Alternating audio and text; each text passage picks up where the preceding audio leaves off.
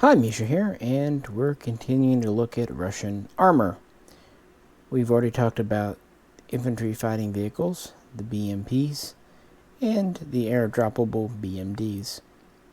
But, of course, they could only carry a limited number of personnel and were relatively expensive to produce.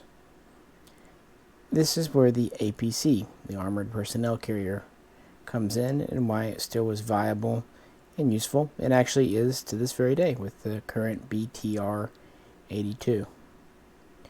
But we're going to look at kind of the development post-Cold War from the BTR40 to the BTR152 to the more famous BTR60, the interesting BTR70, and actually the very successful BTR80, which the 82 is simply an updated derivative of.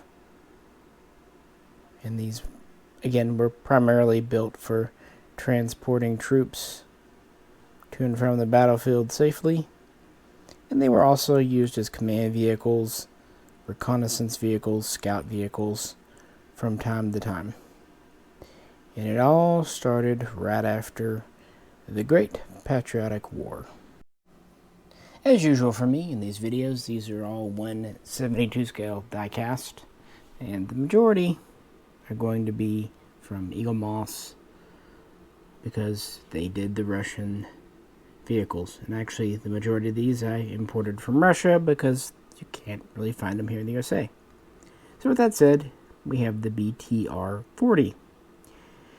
Work began after World War II on a true APC for Russia.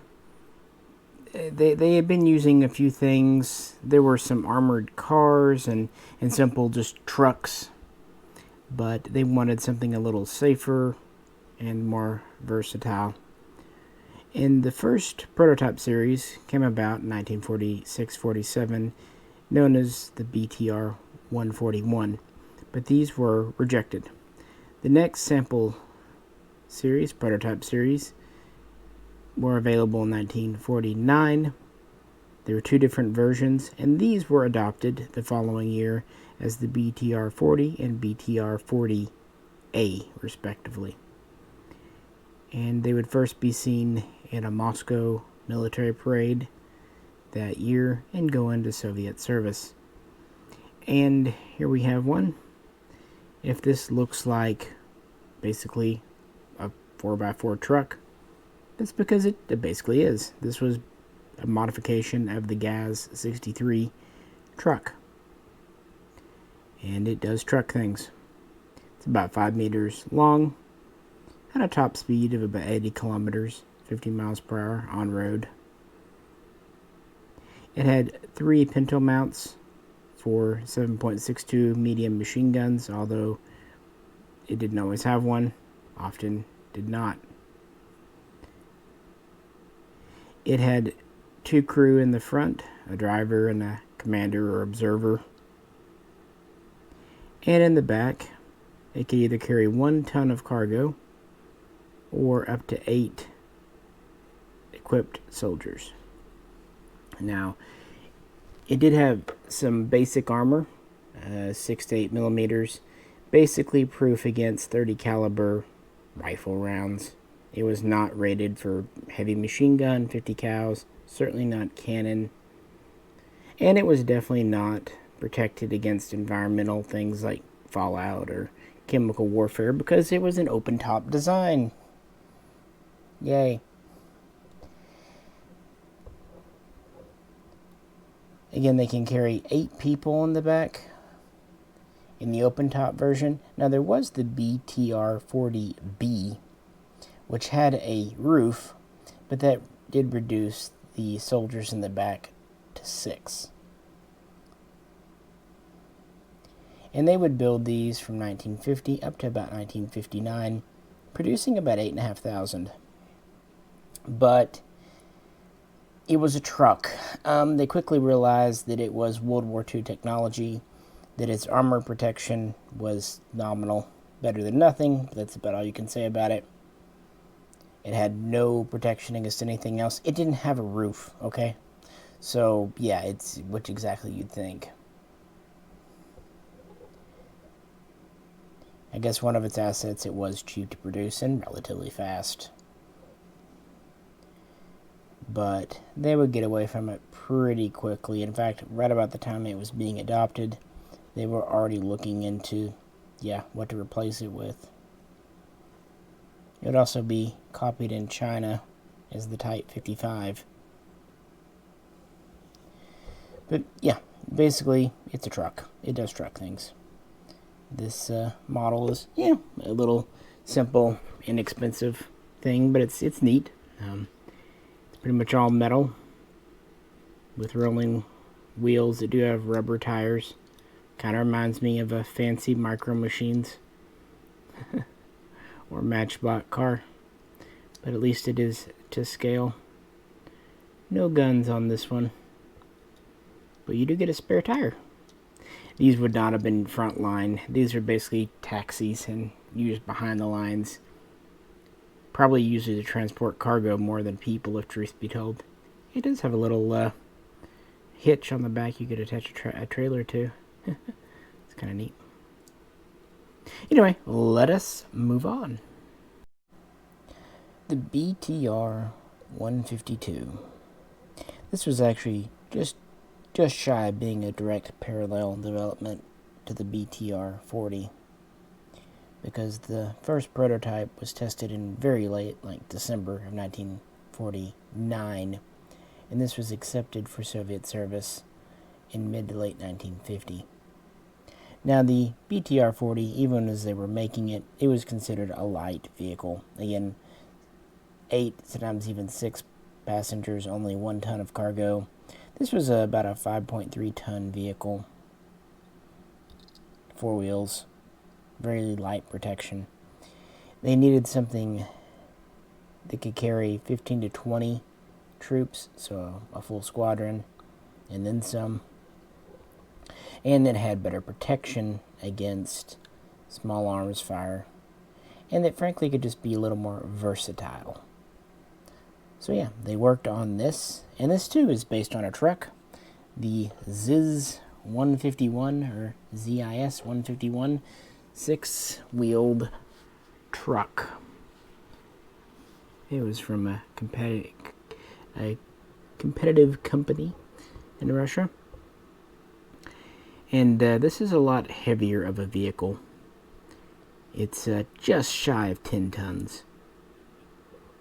And it's about 6.5 meters long, over 2 meters wide. Of course, 6 wheels. It's actually not a lot slower than the 40, about 75 kilometers. Some versions are down to about 65 if they have heavy loads. But it has a lot more armor. Not a lot of armor in general terms, but a lot more than the 40. It's between 9 and 15 millimeter.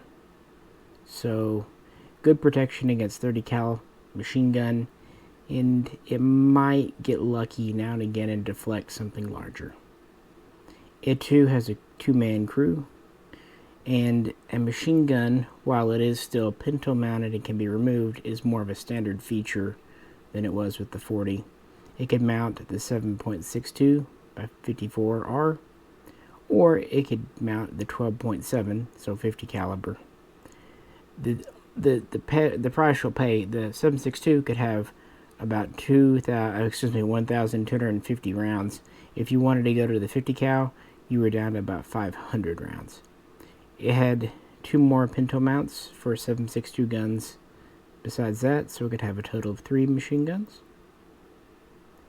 And it could carry as many as 18 people if they did not mind being chummy.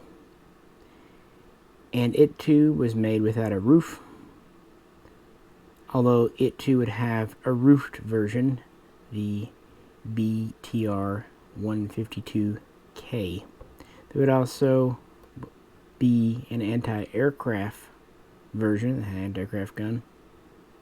They would use these for quite a few things, not just troop transport, but also as an artillery tractor, supply and communications, a gopher, and they would build these up through about 1962. And later ones would actually be improved, taking elements from a different truck, the ZIL, Z-I-L. By the way, the S from the previous company was Stalin's name. He was no longer popular after, so they took that out. They'd be the ZIL 157 truck. So they improved things, gave it a better engine, updated it a bit, and they kept it into production until the early 60s. It still had limited protection, but at least it could carry a lot, and a gun was more of a standard feature. And even after this was taken out of service as a troop transport, some were converted into engineering vehicles, repair vehicles, that kind of thing. And others were actually turned into armored ambulances, which continued to see use even into the Afghanistan war period in the 1980s. So, yeah. Certainly a more successful design, but still, if not World War II technology, very solidly 1950s. And like the first one, this is Eagle Moss. And again, it's pretty chunky, solid metal with rolling wheels. And this one has a gun. Just fun with little vehicles. But really what Russia wanted was something they could protect against more than just small arms fire. And by the mid and late 50s, they were not only worried about nuclear war, but chemical warfare. And so, that leads us into the star of today's episode.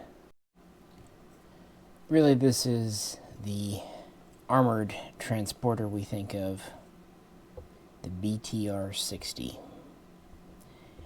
And this is the original BTR60P, without a roof. They really had a thing against roofs. In 1956, two events really showed the limitations of both the 40 and the 152. For the Soviet Union, it was the intervention in Hungary to put down the uprising revolution there. It really showed these had no protection to speak of. Egypt, who had picked up some a couple of years earlier, used these during the Suez Crisis, and it proved that they really only were good for second line, and that they really had no protection against aircraft and other things. So, Russia decided they needed something better. And they also wanted nuclear, biological, chemical protection, and they decided they wanted to go to motorized infantry over mechanized infantry, and so the troops needed to keep up with the tanks. And they didn't really know which way to go, track or wheel. Ended up having two different design paths. For tank divisions, this would result in the BMP we've already talked about. For true infantry divisions, this is what we get. Gaz, the creator of the BTR40, would set to work in very late 1956, having a prototype ready by 1958. They would also have competition from ZIL, who would produce the ZIL 153, more or less based on the 152, to no one's surprise, and MMZ and KAZ, K-A-Z. So there were a few companies interested in this contract because they were talking about re-equipping the entire military, and this was to be more of a combat vehicle than before. Now, the Russian government did want protection, i.e., a roof would be needed. Gaz looked at this and said, "Niet." They decided that a roof just wasn't worth the bother, that the rewards, the benefits, just weren't worth the extra time, weight, all that stuff. So they kind of just ignored the requirement. And this is what they submitted in 1959 for trials. And that's what Russia picked, the BTR60. Now, it wasn't the best of the bunch, but it was cheap and could be put into production quickly because it used very little, if any, truly new technology. And the factory guys was very well acquainted with mass production. They had made military and civilian trucks for a long time. They had a large factory. They had leftover production. So Russia knew they could get a lot for a reasonable amount of money. So the BTR60P was adopted in 1959 and started to appear in 1960. And one unique thing that was required, and they went with, this is amphibious. The previous BTRs, they couldn't cross water, at least not more than a small stream like a Jeep could. This actually had a water jet, although really to work well and be safe, it had to go over pretty smooth water. It couldn't go in the ocean, sadly. But, it could ford rivers or even small lakes, what have you. And so it was amphibious. That's kind of a neat new thing. On land, it could get up to about 80 kilometers per hour. And in the water, its max speed was about 10 kilometers, again, in pretty clear water. It wasn't much heavier than what came before at about 10.5 tons. And it was just under 7.6 meters long. Its weight wasn't that great because its armor was relatively thin, 7 to 9 millimeters in most places. A few places 10 and 15, but yeah, mostly 7 to 9. Pretty light armor, protection against 30 caliber. I mean, it didn't have a roof, so what the hell do they care? Also, machine guns were standard. This time we're upgrading to a 14.5 millimeter heavy machine gun, and there was often a coaxial 7.62 millimeter medium machine gun. Plus, it had firing ports in the back for the crew. I mean, the troops, the passengers. The crew, with the original 60P, we had 2 again. Not surprising. And originally, it could hold up to 14 passengers. Again, if they wanted to get real friendly with each other. And they could kind of exit via hatches on the sides, climb over the sides. One unique feature, you notice this is an 8-wheel design. It had 2 gasoline engines in the back. In the front, we had the driver and the gun stuff. In the middle, we had the passengers with their equipment. And in the back here, in this compartment, we have 2 engines. And they did this because these were essentially truck engines. And it was enough to give enough power. And one engine would drive the first and third wheel axle, and the other would drive second and fourth. And this could go with one engine out, and it could go with 2 wheels knocked out. So, good redundancy there. The flip side, you have to keep 2 engines running, and you have to, keep 2 engines in drink. So, it would suck down gasoline with the healthy abandon. But there's pros and cons to both, and it was light enough to cross water and relatively effective to mass produce.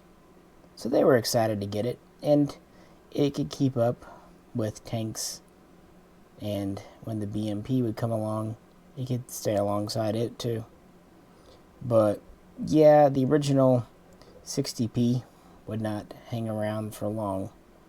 Now, several versions would be introduced over the years before production would finally wrap up around 1976. They would build about 25,000 of these guys. So much larger numbers than the previous APCs. So let's talk about a few variants. The world first saw the BTR60P in 1961 and laughed at it not having a roof. Haha.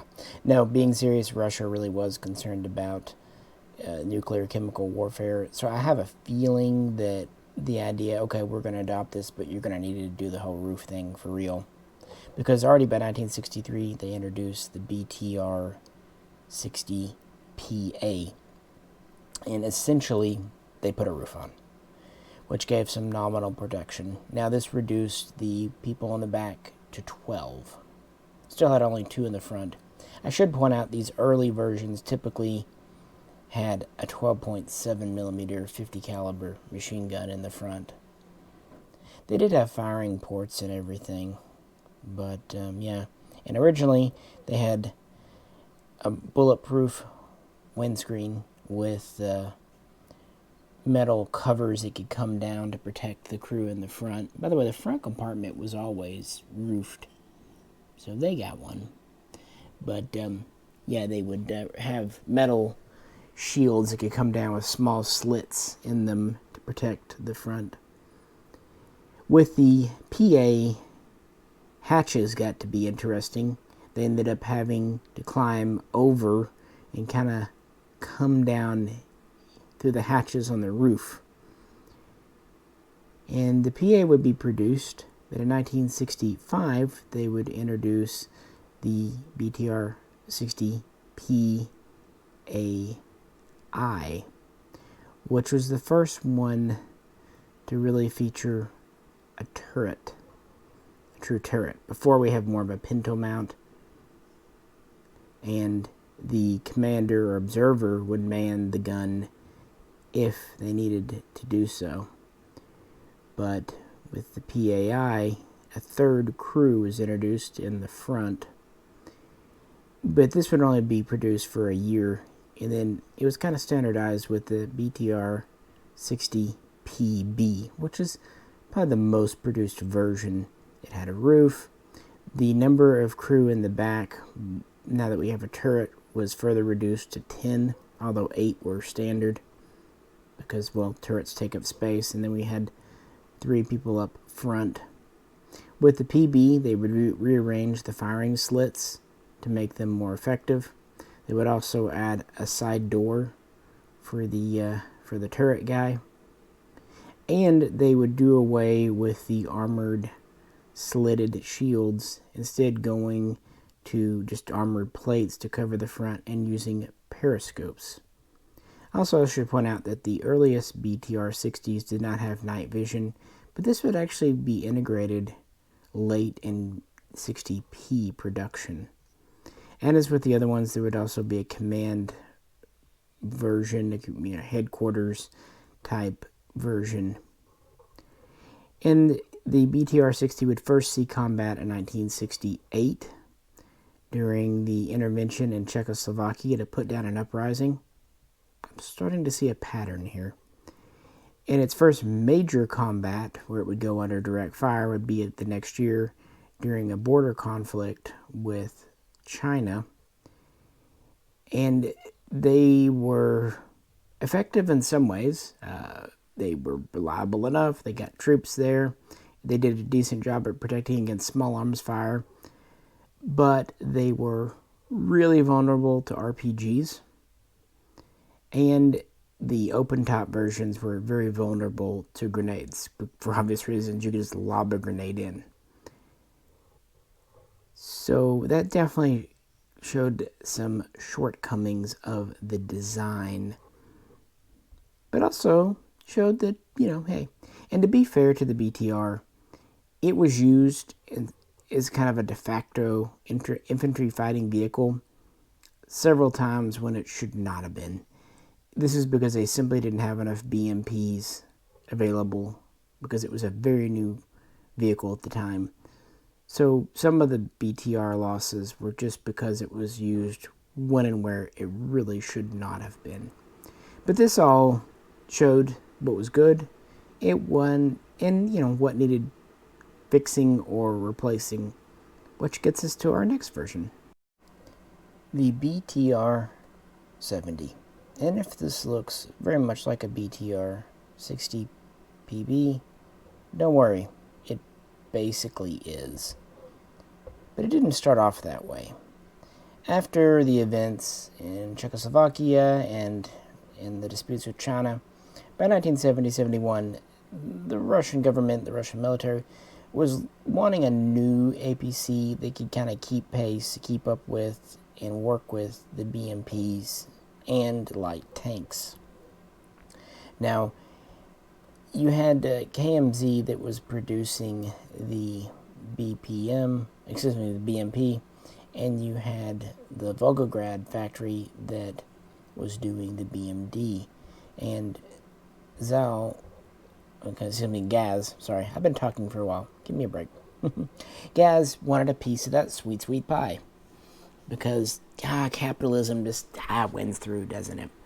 So what they first did, now it's worth pointing out this has the turret on it from the 60 PB.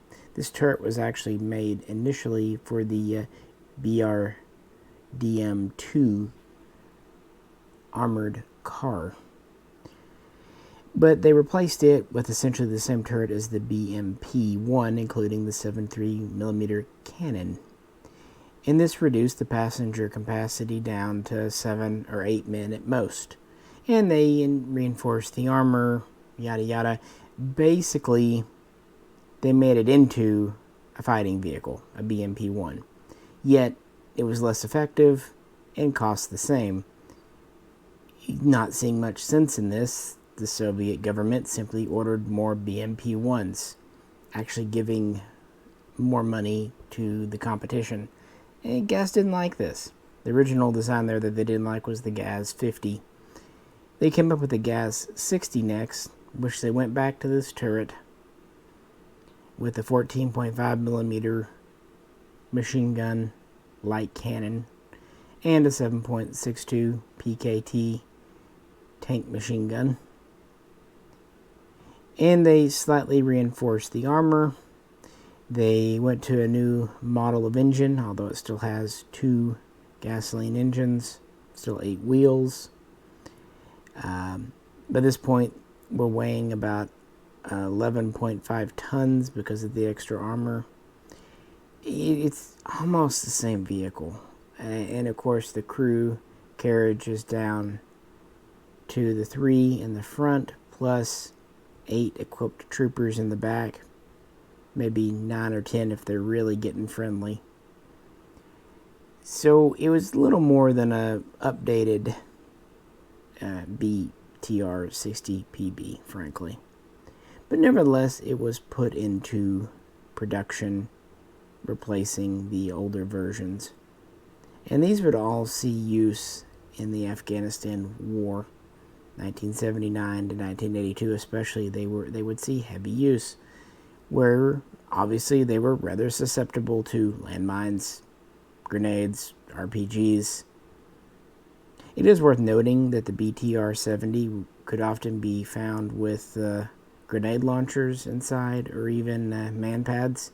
So had a little bit more in the weapons array than older versions. So it was a little more survivable.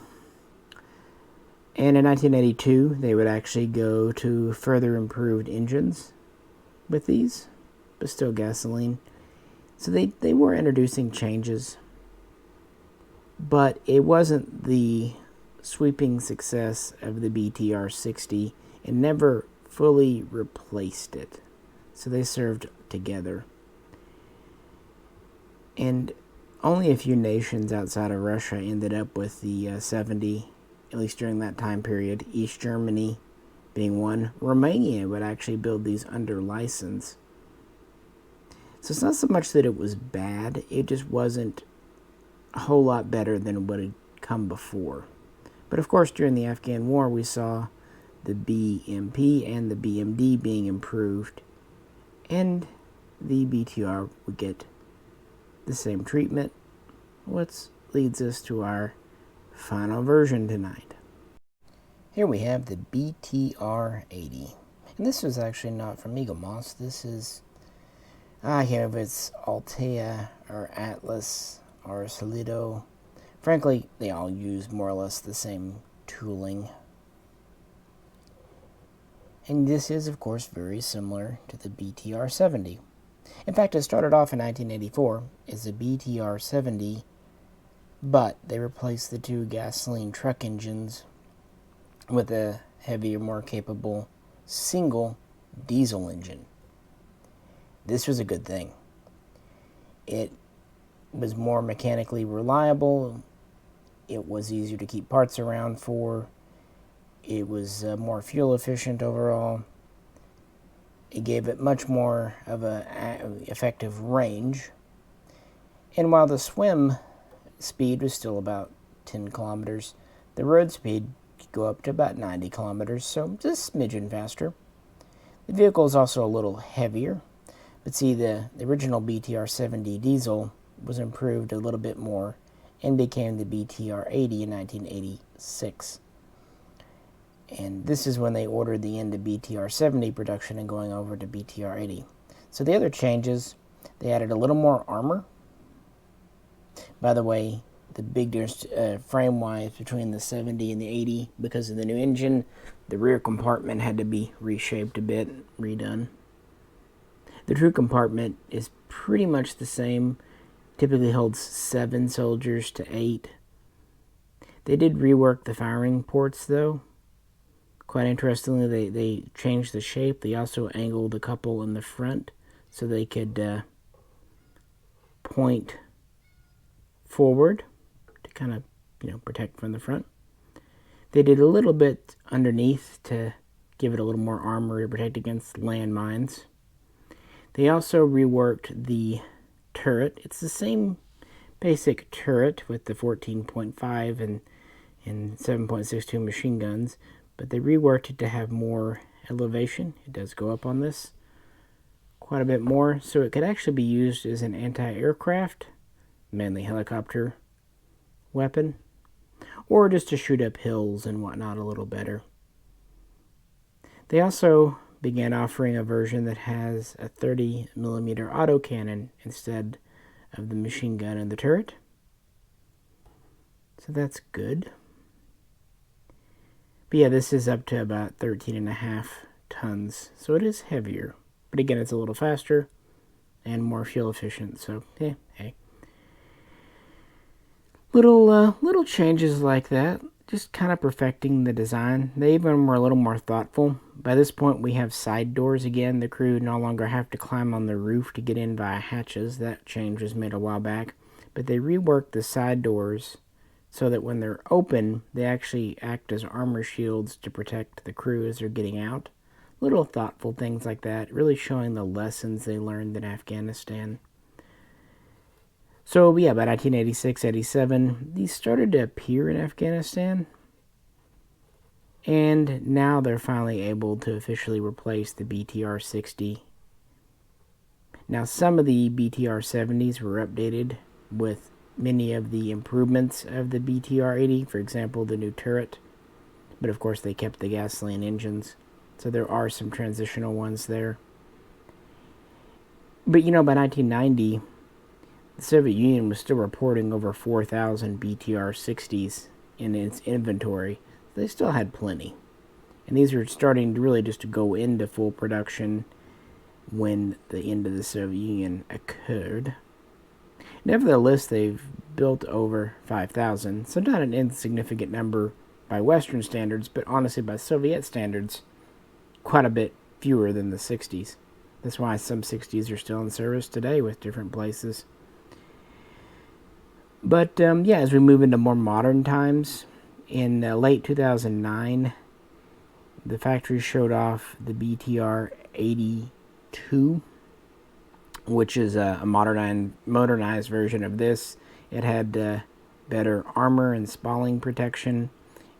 It had an updated turret, updated sighting system for the guns. It had a new, more modern navigation system. It's worth pointing out that it still didn't have a stabilized turret, though. Still just, whatever. And it was still the same basic chassis. They did go to an improved diesel engine. And the Russian government was interested. It was officially adopted as the BTR82A in 2013. And the West really got to see these in action in Syria in September, October of 2015. But they were still undergoing state trials. They weren't officially approved and type classified and ordered until 2019. Again, that's the BTR82A. Older BTR80s were updated, becoming the BTR82AM. And that's kind of where we're at now.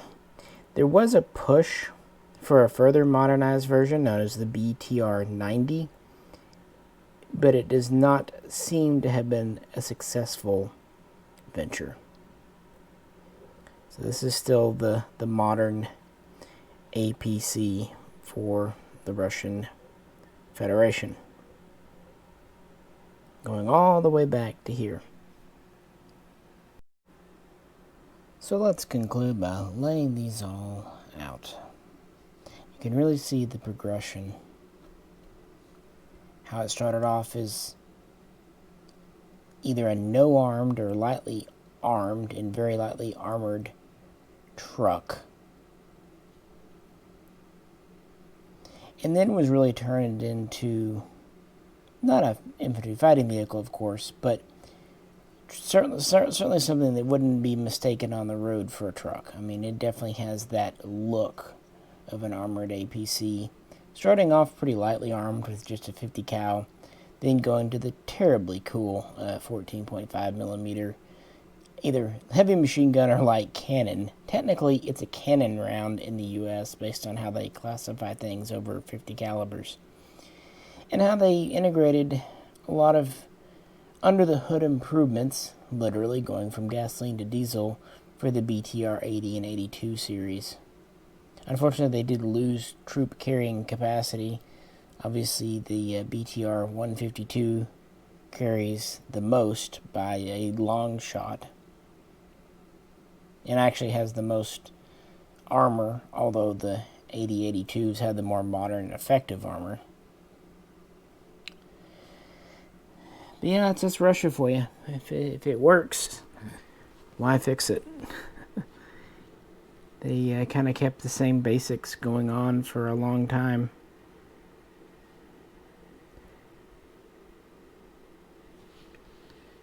The reason I don't, Eaglemoss does make a BTR60 PB, but it is virtually identical to the 70, so I just didn't see a purpose in having both. Really, even the 80 and the 70, oops, there we are. Not a huge amount of difference.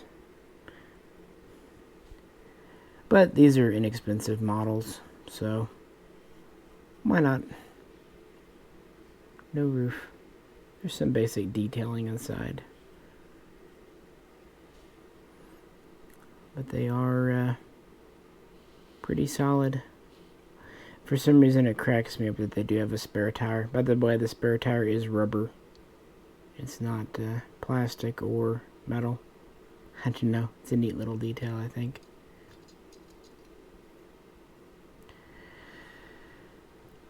So there we have it. APCs to go with our IFVs that we already talked about. I think next time, we'll probably get back to some tanks. How's that sound? So let me know which one you like the best. It'd be kind of fun to talk about it. Appreciate you tuning in. As always, if you could, please like, share, and subscribe. This is Misha, and I'll catch you very soon next time.